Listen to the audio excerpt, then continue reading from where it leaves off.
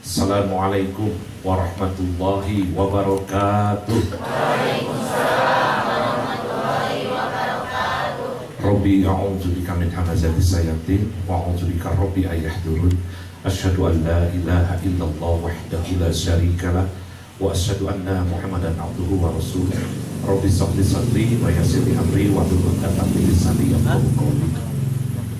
Segala puja dan puji hanya kepada yang hak Allah Subhanahu wa taala. Alhamdulillah, hari ini Allah mempertemukan kembali untuk kita sama-sama belajar, untuk sama-sama kita thalabul ilmi, bermohon kepada Allah pertemuan ini menjadi salah satu pertemuan yang disukai oleh Allah Subhanahu wa taala. Sholawat serta salam kita sampaikan, kita curahkan kepada para nabi, para rasul, wabil khusus Nabi Muhammad sallallahu alaihi wasallam, kepada para sahabat, keluarga, tabi'in dan pengikutnya hingga akhir zaman. Ibu bapak sehat semuanya? Alhamdulillah. Baik. Hari ini ibu bapak saya menyampaikan sederhana saja materi tentang memahami makna keluarga. Bapak ibu yang dirahmati oleh Allah, kalau kita berbicara keluarga memang tidak akan ada pernah hentinya. Kenapa? Karena di keluarga ini bermacam-macam. Ada jenis cobaan, ada kesenangan, ada kegembiraan, bahkan ada kesedihan. Betul tidak? Nah sekarang pertanyaannya Bu, bagaimana supaya bapak dan ibu ya keluarganya itu keluarga yang dicintai oleh Allah? Kira-kira gimana Pak? Supaya keluarga dan bapak dan ibu menjadi keluarga yang dicintai oleh Allah. Kira-kira kuncinya apa Pak? Halo? Apa? ISIS itu apa katanya? Istri suami idaman apa? Alhamdulillah ya.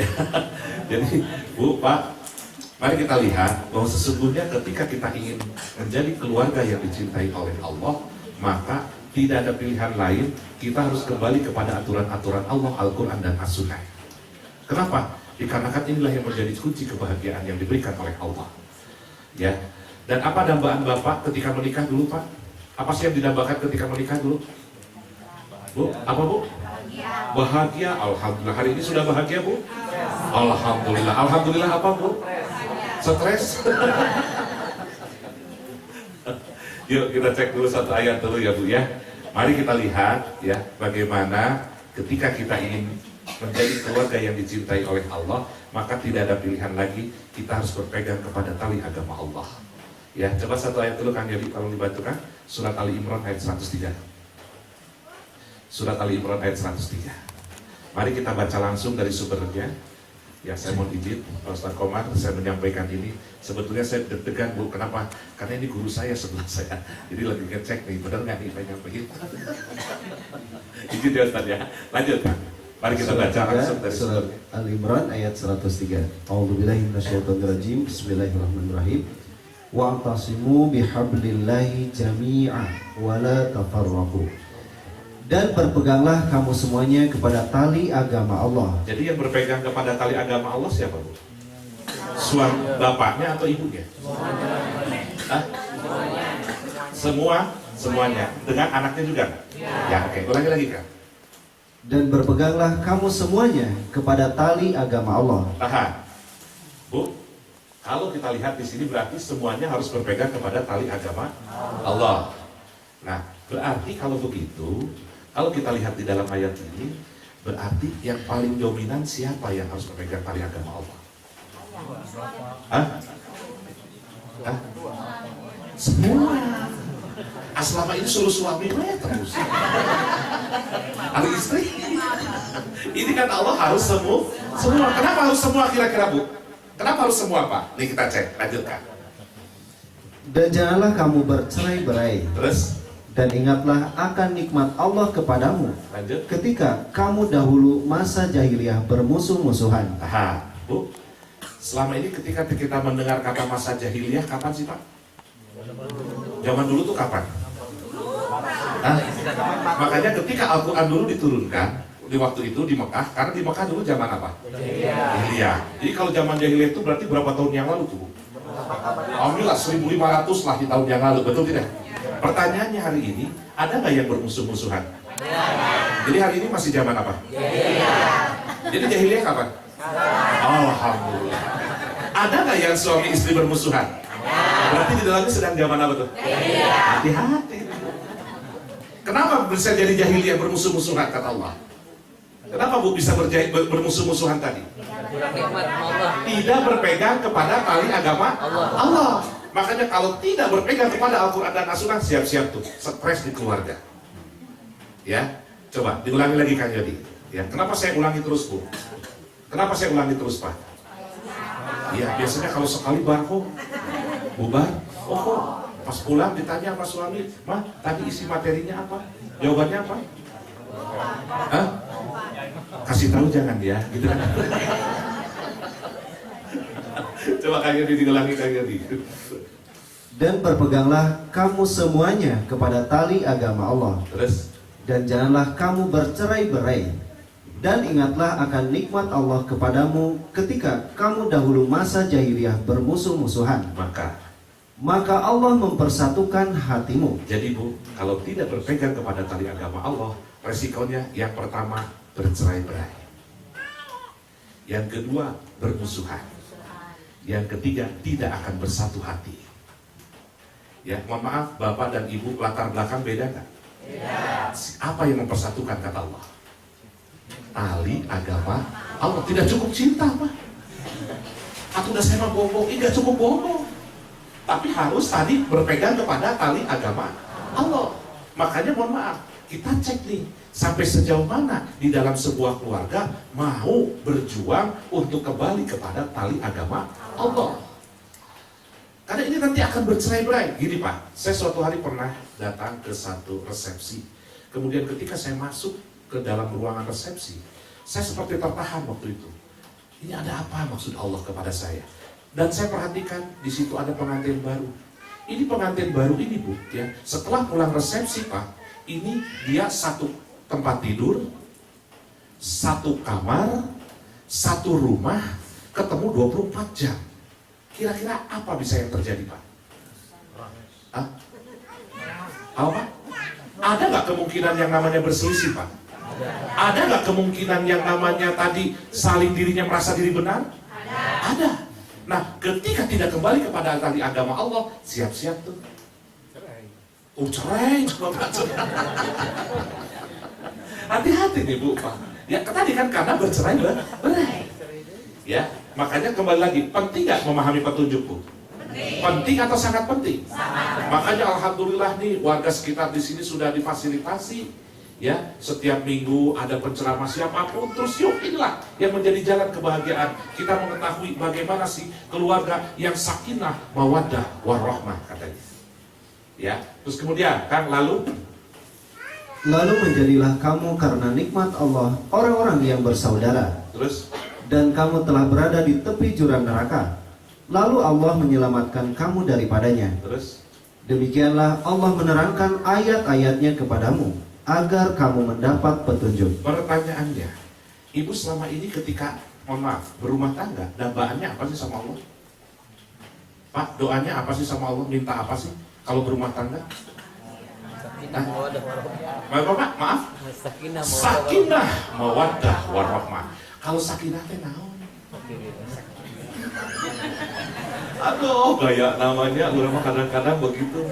Ibu, saya doakan anak ibu menjadi keluarga yang sakinah mawaddah warahmah. Ditanya sama ibunya, hari sakinah naon? Eta. Naon sakinah teh katanya. Apa kira-kira Bu sakinah itu Pak? Alhamdulillah terang. Yuk kita cek. Surat 30 ayat 21. Inilah dambaan. Yang pertama ini dambaannya, yaitu membangun keluarga yang sakinah mawaddah warahmah. Lanjut. A'udzubillahi minasyaitonirrajim. وَمِنْ آيَاتِهِ أَنْ خَلَقَ لَكُم مِّنْ أَنفُسِكُمْ أَزْوَاجًا لِتَسْكُنُوا إِلَيْهَا وَجَعَلَ بَيْنَكُم مَّوَدَّةً وَرَحْمَةً إِنَّ فِي ذَلِكَ لَآيَاتٍ لِقَوْمٍ يَتَفَكَّرُونَ. Ya. Dan di antara tanda-tanda kekuasaannya ialah Dia menciptakan untukmu pasangan dari jenismu sendiri, Lanjut. supaya kamu cenderung dan merasa tentram kepadanya. Nah, jadi Pak, Allah memberikan kita pasangan itu untuk apa kata Allah? Supaya apa? Supaya tentram. Pertanyaannya timbul lagi Bu, ada nggak yang diberi pasangan tapi tidak tentram? Banyak ya. Alhamdulillah banyak katanya Pak. Ibu-ibu yang bicara Pak. Lanjut lagi Kak, lanjut lagi. Dan dijadikannya di antaramu rasa kasih dan sayang. Dijadikan rasa kasih dan sayang, mawaddah warahmah. Oke, lanjut. Sesungguhnya pada yang demikian itu benar-benar terdapat tanda-tanda bagi kaum yang berpikir. Tanda-tanda bagi siapa? Kaum yang mana? Berarti pertanyaannya gini Bu. Berarti kalau begitu ada nggak yang di keluarga yang tidak tentram? Ada. Ada nggak yang tidak berkasih sayang? Pertanyaannya, kata Allah suruh ngapain? Mikir. Kok tetangga saya ini kok pada tentram? Kok tetangga saya semuanya kok pada kasih sayang? Kenapa hari ini saya tidak berkasih sayang dan tidak tentram? Makanya kata Allah perintahnya suruh ngapain Pak? Berpikir. Pertanyaannya, apa yang harus difikirkan? Apa kira-kira yang dipikirkan Mas? Ayat-ayat Allah satu, terus apa lagi? Yang difikirkan sebetulnya Pak, sederhana. Kenapa Allah memberikan kasih sayang kepada orang tetangga tadi, keluarga tetangga? Kenapa saya tidak? Artinya kita berpikir bagaimana supaya Allah memberikan yang namanya kasih sayang di dalam keluarga. Nah selama ini mohon maaf Pak, apa yang sudah kita upayakan supaya Allah menurunkan rahmat di dalam sebuah keluarga? Apa yang kita upayakan Pak selama ini? Maaf, apa Pak? Apa yang kita upayakan supaya Allah menurunkan rahmat kepada keluarga kita? Halo? Berdoa? Alhamdulillah. Ada nggak yang banyak berdoa tapi tetap masalah? Ada apa lagi kira-kira? Oh, ikhtiarnya apa Bunda? Alhamdulillah. Contohnya apa Bunda yang terbaik? Pokoknya saya tanya aja sampai terus subuh nanti saya tanya Bu. Bu, mari kita lihat. Ya, artinya kita butuh rahmat Allah nggak? Betul. Kalau butuh rahmat Allah, berarti kita harus tahu nih kuncinya kata Allah supaya datangnya rahmat di dalam sebuah keluarga seperti apa, gitu kan? Coba kita buka nih, ya surat Al-A'raf, surat 7 ayat 156. Kita cek bagaimana caranya Allah menurunkan rahmat di dalam sebuah keluarga. Lanjutkan. A'udzubillahi minasyaitonirrajim. Dan tetapkanlah untuk kami kebajikan di dunia ini dan di akhirat. Terus? Sesungguhnya kami kembali bertaubat kepada Engkau. Lanjut. Allah berfirman, siksaku akan kutimpakan kepada siapa yang aku kehendaki. Lanjut. Dan rahmatku meliputi segala sesuatu. Terus? Maka akan aku tetapkan rahmatku. Akan aku tetapkan rahmatku, kata Allah, kepada siapa kan? Untuk orang-orang yang bertakwa. Alhamdulillah. Jadi Allah menetapkan rahmat buat siapa? Jadi supaya di dalam keluarga diberikan rahmat oleh Allah, syaratnya gimana? Bertakwa. Alhamdulillah. Nah sekarang yang menjadi pertanyaan, takwa teh naon? Kok bisa turun rahmat dari Allah? Gitu nggak Pak? Nah sekarang rahmat itu apa Pak? Kasih rahmat, tadi kasih sayang. Orang takwa mendapat kasih sayang. Berarti yang takwa yang mana Bunda? Yang menjalankan perintah Allah. Terus yang menjauhi segala larangannya. Apa yang harus dilakukan? Apa yang harus dijalankan? Dari mana perintah Allah yang pertama harus kita jalankan? Betul, yang mana kira-kira wujudnya, perilakunya? Sholat, setelah sholat? Pasti rukun Islam. Udah standar. Udah standar di mana-mana. Pertama apa yang dilakukan? Sholat. Yang kedua, puasa. Yang ketiga, zakat. Udah kebaca. Titik, saya bilang. Rukun Islam. Kita harus tahu nggak Pak? Pak, kira-kira Allah membuat standarnya supaya kita bisa tahu bahwa diri kita bertakwa atau tidak. Allah buat tolak ukur nggak Pak? Tolak ukurnya apa nih kira-kira?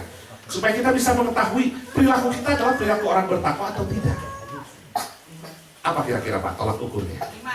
Iman, satu. Terus apa lagi? Akhlak. Apa lagi terus Pak? Islam. Kemudian apa lagi? ihsan. Yuk kita cek. Nih, orang takwa perilakunya. Surat Al-Imran ayat 133 134. Nih, supaya tadi mendapatkan apanya Allah? Rahmat Allah. Satu apa katanya Kak? Bacakan jadi. A'udzubillahi minasyaitonirrajim. Wasari'u ila maghfiratin min rabbikum wa jannatin 'arduha as-samawati wal ardu u'iddat lil muttaqin. Perhatikan. Dan bersegeralah kamu kepada ampunan dari Tuhanmu. Terus Dan kepada surga yang luasnya seluas langit dan bumi, yang disediakan untuk orang-orang yang bertakwa, yaitu orang-orang yang menafkahkan hartanya baik di waktu lapang maupun sempit. tahan. Jadi orang bertakwa apa Pak? Menafkahkan hartanya kapan? Di waktu kapan? Lapang dan alhamdulillah. Bu, jadi kalau mau jadi orang bertakwa, menafkahkannya bukan hanya lapang saja loh, juga pada saat dalam keadaan sempit. Mana yang sulit Mas? Yang lapang, yang sempit? Sempit. Yang lapang? Sempit. Hah? Jangan salah, lapang lebih besar loh. Lebar tuh benar. Lebarnya aku naon sih Bu? Apa sih lebarnya? Godaannya lebih besar. Alhamdulillah. Jadi kalau mau mengeluarkan yang lapang, Hah? Bu, mohon maaf. Ada nggak yang takut miskin? Ada. Pak, ada nggak orang yang sholat tapi pelit? Banyak. Oke, jadi ada nggak orang yang sholat takut miskin? Banyak. Kenapa kira-kira Pak? Hubud dunia. Apa Pak? Hubud dunia. Satu, hubud dunia. Yang kedua, apa lagi kira-kira? Apa Pak? Alhamdulillah, paling enak menyalahkan setan. Tapi itulah memang energinya begitu Pak. Emang begitu energinya. Makanya mohon maaf, ketika suruh mengeluarkan uang, kira-kira berat atau ringan? Ada siapa nih yang menakut-nakuti? Alhamdulillah. Ya, nah Al-Baqarah 268 dulu, tahan Kak. Perhatikan Bu. Asyaitanu ya'idukumul faqra wa ya'murukum bil fahsya wallahu ya'idukum maghfiratan minhu wa fadla wallahu wasi'un alim. Ya, lanjutkan. Setan menjanjikan menakut-nakuti kamu dengan kemiskinan. Menakut-nakuti kamu dengan kemiskinan. Jadi setan tugasnya ngapain? Alhamdulillah. Jadi ada yang takut miskin nggak di sini? Sekarang mah nggak ada. Sekarang mah nggak ada. Tadi mah ada. Karena mohon maaf, ini sifat siapa Pak? Setan. Jadi setan wujudnya siapa Bu? Manusia. Nah, yang kikir biasanya siapa? Manusia. Ya, jadi setan wujudnya siapa? Jadi sudah pernah lihat setan? Ya, Yang mana? Ngaca. Ya udah, begini aja kaca.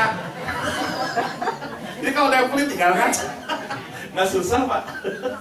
Ya, jadi kembali lagi Pak. Orang yang bertakwa tadi menafkahkan hartanya kapan? Waktu lapang dan sempit. Setelah itu apalagi orang bertakwa? Lanjutkan. 134 ya Kak. 134. Apalagi katanya Bu? Dan orang terus lanjut. dan orang-orang yang menahan amarahnya. Orang yang menahan amarah. Artinya kata Allah harus mempunyai sifat apa? Sabar. Jadi bagaimana turun rahmat Allah kalau di dalamnya terdiri daripada orang-orang pelit? Sementara kata Allah orang pelit tadi ditakut-takuti oleh setan. Bagaimana yang namanya rezeki akan turun? Bagaimana yang namanya kasih sayang Allah akan turun ketika di dalamnya sedang memakan hak orang miskin? Makanya tidak akan dapat rahmat sampai kapanpun. Makanya kata Allah tadi orang yang mendapatkan rahmat adalah orang yang bertakwa, kata Allah. Orang yang bertakwa satu apa tadi? Menafkahkan hartanya kapan? Lapang dan sempit. Yang kedua, menahan amarah. Yang ketiga, memaafkan. alhamdulillah Bu, ketika kita bersabar, maka sesungguhnya yang datang di dalam diri kita adalah malaikat. Ketika tidak sabar, amuk-amukan pegawai natif. Kira-kira yang datang siapa? Makanya Pak, saya dapat pesan dari orang tua saya dulu sebelum menikah. Pak, kalau kamu menikah tong ribut wae. Kunaon Pak? karena nanti susah dari rezeki katanya. Loh, kenapa? Ya tadi, ketika ribut yang datang siapa? Makanya gak akan pernah sulit tuh Pak yang namanya rezeki. Makanya Pak, si adem ayem Pak, walaupun kamu tidak punya, yuk jangan mengeluh kepada manusia, mengeluhlah kepada Allah. Ya, selanjutnya apa lagi kan? Allah menyukai orang-orang yang berbuat kebajikan. Kenapa orang yang bertakwa harus berbuat baik Pak? Kenapa kira-kira Bu? Kenapa orang yang bertakwa harus berbuat baik? Supaya dapat rahmat. Surat 7, supaya dapat apa Bu? Alhamdulillah, surat 7 ayat 56. Kenapa kata Allah perintahnya suruh berbuat kebajikan? Lanjutkan ya dulu. ولا تفسدوا في الأرض بعد إصلاحها وادعوه خوفا وطمعا إن رحمة الله قريب من المحسنين. Lanjut.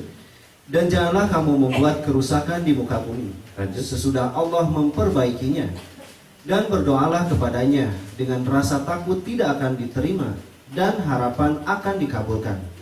Sesungguhnya rahmat Allah amat dekat kepada orang-orang yang berbuat baik. Jadi kenapa kata Allah orang bertakwa diperintahkan untuk selalu berbuat kebajikan? Supaya mendapat rahmat Allah, dan rahmat Allah dekat kepada orang-orang yang berbuat baik. Makanya Pak Bu, tinggal kembali kepada diri kita cek. Makanya Rasulullah SAW dalam sabdanya, khairun nas anfa'uhum linnas. Sebaik-baik manusia adalah manusia yang bermanfaat bagi manusia lainnya. Ketika engkau mendatangkan manfaat, engkau berbuat baik, disitulah turun rahmat Allah. Satu, kebahagiaan kita ketika mendapatkan keluarga sakinah, mawaddah, warahmah. Yang kedua, kira-kira apa dambaan kita dalam keluarga Bu? Selain tadi keluarga sakinah, mawaddah, warahmah, apalagi kira-kira dambaan kita? Apa Bu? Mendapatkan keturunan yang soleh. Makanya anak-anak ini katanya harus menjadi qurratu a'yun katanya, sebagai penyenang hati buat siapa? Buat orang tuanya, ya. Tapi ternyata hari ini anak-anak kita jadi ujian gak Pak? Ya. Alhamdulillah. Kenapa jadi ujian? Bandel katanya. Terus apa lagi? Kenapa jadi ujian Pak? Karena Allah sayang. Supaya kita lulus di hadapan. Yuk kita cek, ya Pak. Siapa yang minta pasangan kepada Allah? Kita Pak, betul? Bahkan ketika kita masih single, ya Allah ya Rob, berikan aku pasangan hidup ya Allah. Setelah dikasih, hari ini jadi ujian gak? Jadi ujian siapa yang minta? Maksudnya harus ada konsekuensi loh Pak. Kalau Allah memberikan sesuatu kepada manusia, berarti harus ada konsekuensinya. Salah satunya konsekuensinya apa tadi? Ketika minta sama Allah pasangan hidup.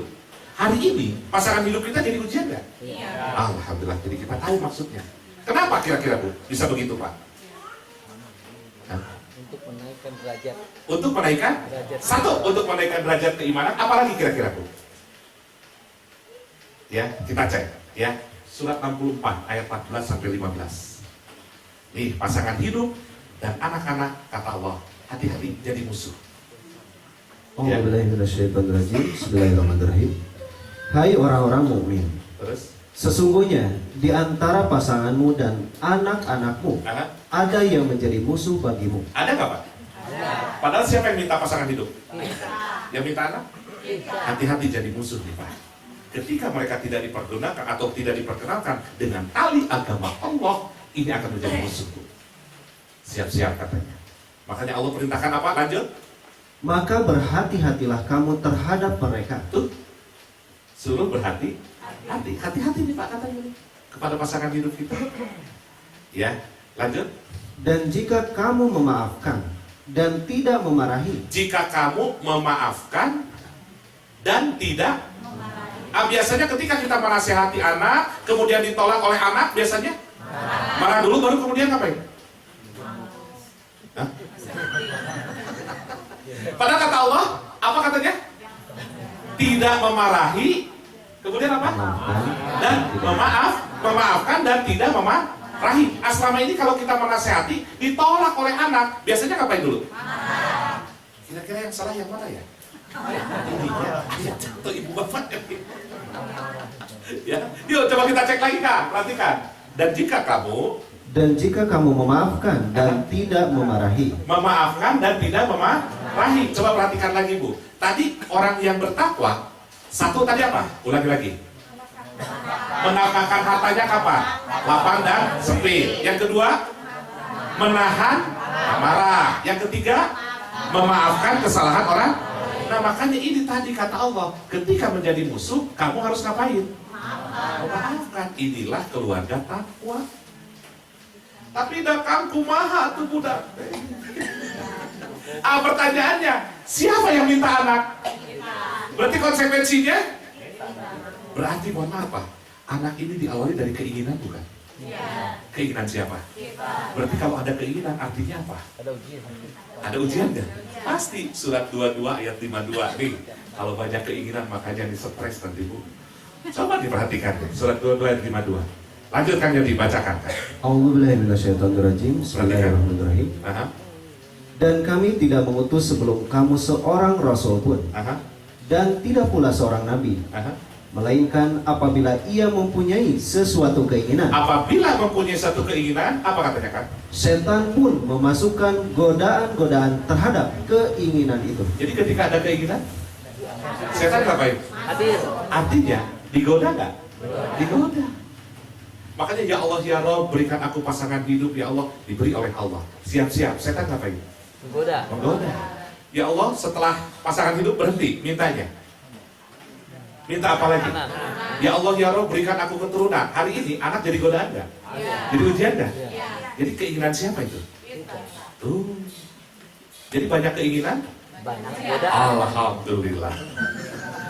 Jadi tahu gitu maksudnya. Contoh lah Pak, yang sederhana saja. Misalkan bapak nih atau ibu punya sendal baru. Sendalnya mahal, dipakai ke pengajian begini, simpan di depan. Banyak goda. Kira-kira duduk di sini godaannya apa? Ingat setan. Godaannya apa kira-kira? Nanya hilang. Pikiran sendal apa? Iya sendal kayak mau disimpan dirinya katincak. Kayak lamun katincak, Kotor.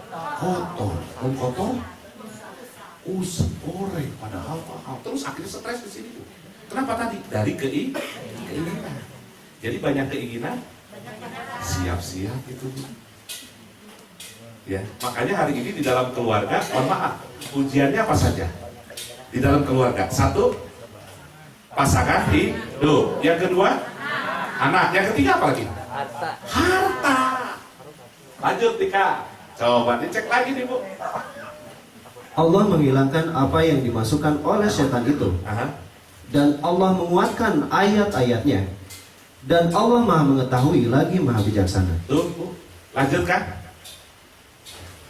agar dia menjadikan apa yang dimasukkan oleh setan itu Aha. sebagai cobaan bagi orang-orang yang di dalam hatinya ada penyakit dan yang kasar hatinya. Aha. Jadi tadi sebagai ujiannya apa tadi? Satu, pasangan hidup. Yang kedua, anak. Kembali lagi Kak, surat 64 ayat 14 lagi Kak.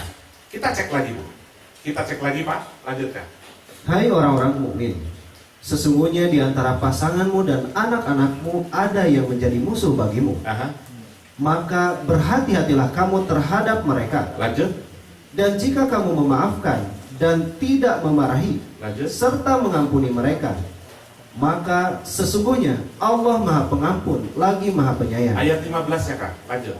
Sesungguhnya hartamu dan anak-anakmu hanyalah cobaan bagimu. Tuh Bu.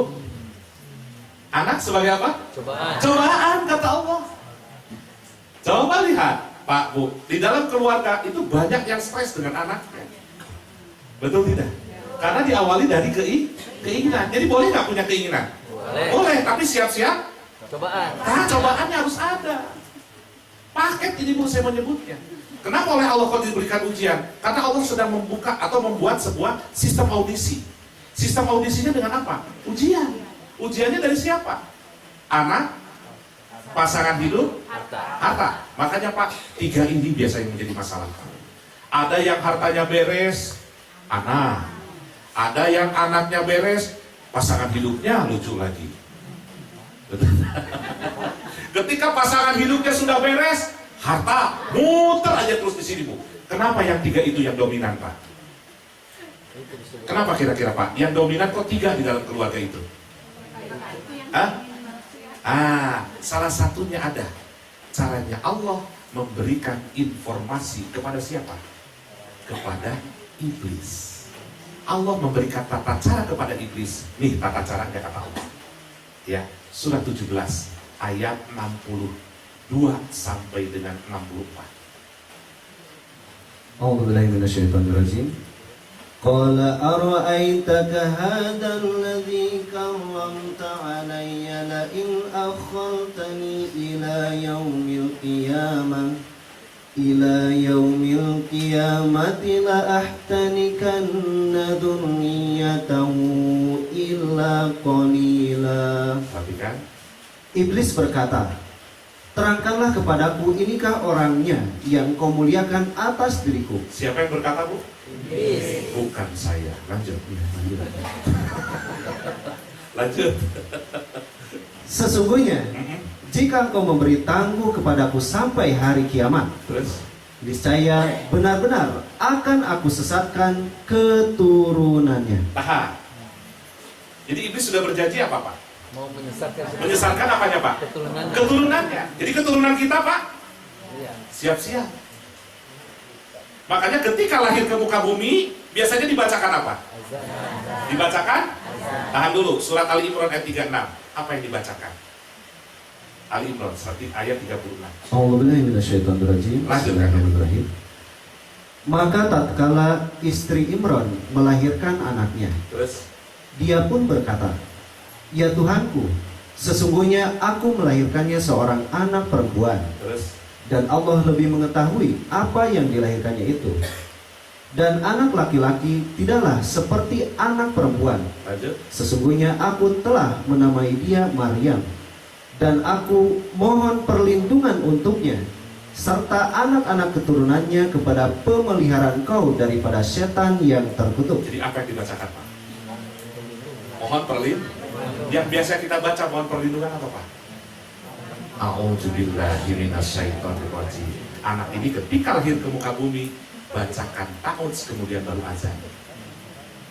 Kenapa? Karena tadi iblis sudah berjanji apa? Akan menyesatkan keturunan. Makanya ketika keturunan ini lahir, selalu mohon perlindungan orang tuanya kepada Allah. Baru kemudian azan. Makanya ibu ketika menimang cucu biasanya yang dinyanyikan apa, Bu? Nina bobo sarewaya tuh jadi budak. Suruh apa kata Allah? Mohon perlindungan. Nah sekarang bagaimana? Anak ibu dulu tidak dimohonkan perlindungan. Anak ibu sekarang sudah besar. Kira-kira gimana nih caranya? Hah? Apa? Maaf? Ajarin sholat terus apa lagi? Dulu kan tidak dibacakan atau tidak mohon perlindungan. Sementara anak ibu sekarang sudah besar. Sekarang bagaimana caranya, Pak, kalau begitu? Hah? Ya udah baca aja sendiri, udah pada gede. Ya udah saja mohon perlindungan setiap waktu. Karena setan menggodanya kapan? Siap saat. Alhamdulillah. Nanti suatu hari kita buka tentang manajemen iblis, Pak. Ya, iblis punya manajemennya, Pak. Bukan keuangan aja, Bu. Ada manajemennya. Maksudnya apa? Nanti kunci-kunci menggoda manusia, iblis nanti tahu, Pak. Ya, apa kelemahan daripada diri manusia? Ya nanti insya Allah kunci-kunci nanti kita buka. Supaya nanti kita tahu, oh berarti ketika saya melakukan A, berarti saya sedang digoda oleh iblis. Nanti kita ketahuan nanti. Kunci-kunci ini harus ketemu nanti. Ya, coba kita lihat lagi kan Yodi. Jadi tadi manusia oleh Allah, oleh iblis yang disesatkan yang mana? Keturunan. Lanjut Kak. 17, 6, 2 nya Kak. Kecuali sebagian kecil. Sebagian kecil yang mana? Yang mukhlis, yang ikhlas, itu yang tidak digoda oleh iblis. Ada nanti penjelasannya di surat Al-Hijr. Lanjutkan. Allah berfirman, pergilah, barang siapa di antara mereka yang mengikuti kamu, Terus? maka sesungguhnya neraka jahanam adalah balasanmu semua. Jadi Allah memberikan kebebasan nggak kepada iblis? Iya silakan, pergilah, sok goda aja siapa terserah. Sama manusianya bebas. Oh bebas Pak. Jadi gitulah kurang lebih pesannya. Please, udah goda aja please. Nah gitu aja. Ya, lanjut. Sebagai suatu pembalasan yang cukup. Terus? Dan hasunglah siapa yang kamu sanggupi di antara mereka dengan ajakannya. Masuklah itu. tipu daya atau pengaruhi. Ya, lanjutkan. Dan kerahkanlah terhadap mereka pasukan berkuda. Tahan, kerahkan pasukan. Apa maksudnya Bu Pak? Ini perumpamaan loh Pak. Apa yang disebut dengan pasukan berkuda? Kekuatan maksimal. Kekuatan maksimal satu, terus apa lagi? Dulu kendaraannya kuda. Sekarang? Mobil. Makanya mobil hari ini menjadi prestise buat manusia. Artinya apa? Pasukan berkuda adalah simbol harta. Mohon maaf, dulu kalau punya kuda kira-kira Bu ketika zaman Rasulullah orang kaya kan? Nah hari ini yang punya mobil yang mahal kira-kira prestise nggak? Gengsi nggak? Makanya ketika punya mobil kadang-kadang jadi sombong Bu. Makanya kata Allah Faristan, udah yang begituan aja dulu. Satu, pasukan berkuda. Yang kedua, Dan pasukanmu yang berjalan kaki. yang berjalan kaki siapa Pak? Biasa. Hah? Nah, itu pasangan hidup Bapak jalan kaki nggak? Anak jalan kaki nggak? Kalau kamu tadi tidak atau gagal dari pasukan berkuda dari harta, goda dari tadi yang berjalan kaki siapa? Pasangan hidup, anak, mertua, gitu nggak? Semua ini jadi ujian nggak? Jadi ujian. Lanjut lagi Kak, apalagi katanya? Dan berserikatlah dengan mereka pada harta dan anak-anak. Berserikat itu apa artinya Pak? Bersatu. Kerjasama nggak? Dengan apa? Saling. Harta dan anak. Tuh suruh kerjasama dengan harta dan anak-anak Pak. Suruh bersekutu tuh. Lanjut. Dan beri janjilah mereka. Dan beri. Makanya perhatikan Bu, pernah nggak ada seorang ibu yang menjadikan ketika anak menangis, ketika anak menangis, nah jangan nangis, nanti dikasih es krim. Setelah berhenti anak ini, es krimnya kemana? Artinya dia sedang berjanji ya? Janji. Ya, berarti ketika tidak ditepati, berarti dia sedang membohongi siapa? Dia sedang menipu siapa? Menipu anak, gitu kan Pak? Lanjutkan.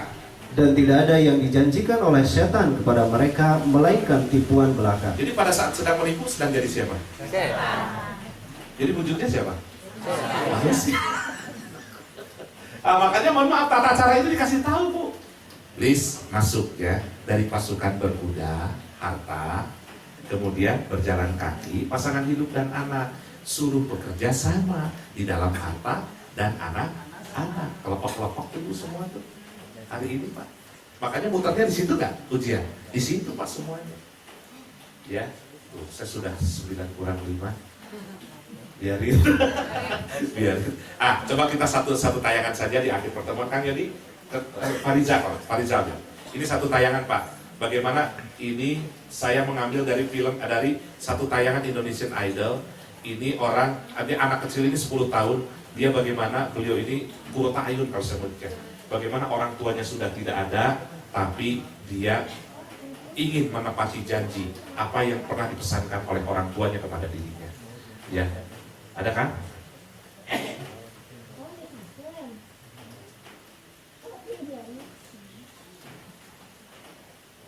Ketemu Kang Yodi? Belum?